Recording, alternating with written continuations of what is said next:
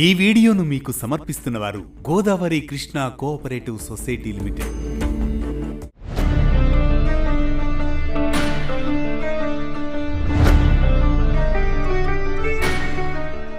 2026 May 9న మధ్యాహ్నం 2:03 ప్రారంభమై మే 10న మధ్యాహ్నం 3:07 ముగిసే అష్టమి తిథి కాలాష్టమిగా పూజించబడుతోంది. ఇది భగవాన్ శ్రీ కాలభైరవ స్వామికి అంకితమైన ప్రత్యేకమైన రోజు.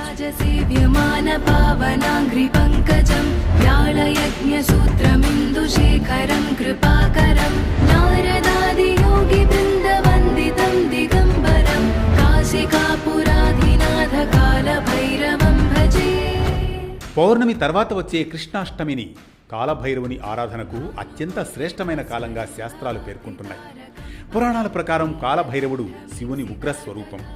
బ్రహ్మదేవుని అహంకారాన్ని నిర్మూలించేందుకు శివుడు భైరవ రూపంలో అవతరించి కాలానికి అధిపతిగా స్థితి చెందారు. అందుకే ఆయనను కాలాన్ని నియంత్రించే దేవుడుగా భావిస్తారు. ఈ రోజున భైరవుని ఆరాధించడం ద్వారా పాప పరిహారం, భయ నివారణ, గ్రహదోష శాంతి లభిస్తాయని విశ్వాసం.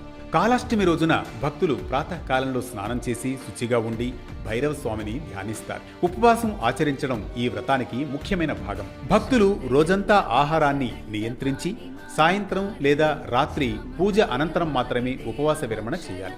ఆలయాలలో భైరవ స్వామికి నువ్వుల నూనె, పాలు, గంగాజలంతో అభిషేకం చేసి బిల్వదళాలు, నల్లని పుష్పాలతో అర్చన చేయాలి.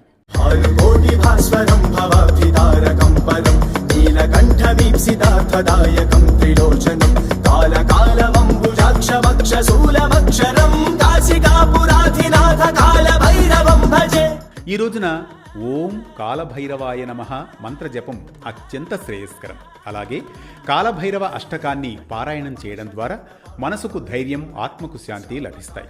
కొందరు భక్తులు రాత్రంతా జాగరణ చేసి భైరవుని కథలు, శివతత్వాన్ని శ్రవణం చేస్తూ భక్తిభావాన్ని పెంపొందిస్తారు. కాలాష్టమి రోజున పితృదేవతలను స్మరించడం కూడా ముఖ్యమైన ఆచారం.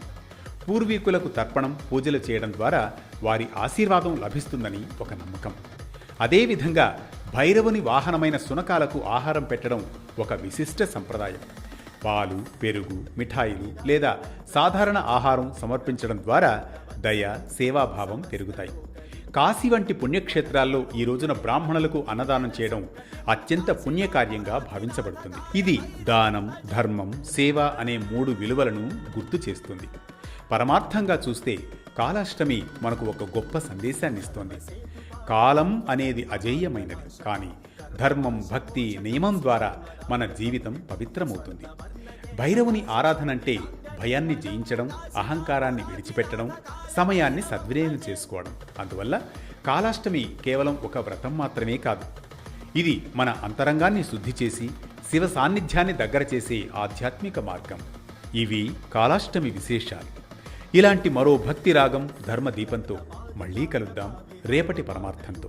అట్టహాస భిన్న పద్మజాండకోశ సంతతి దృష్టిపాత నష్ట పాపజాలముగ్ర శాసనం అష్టసిద్ధిదాయకం కపాల మాలికాధరం నాసికాపురాధినాథ కాల భైరవం భజే.